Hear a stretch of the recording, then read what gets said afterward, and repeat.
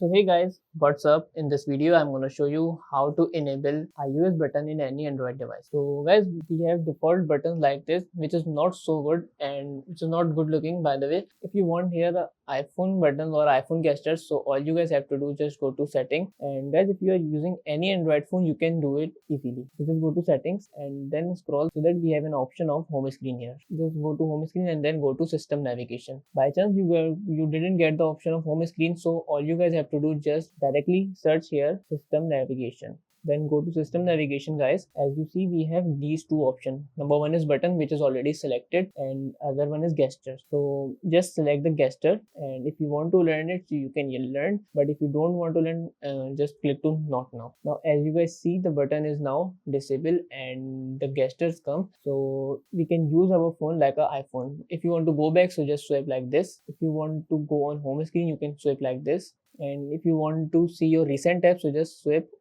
and so just swipe up and then you can use your recent tab from here.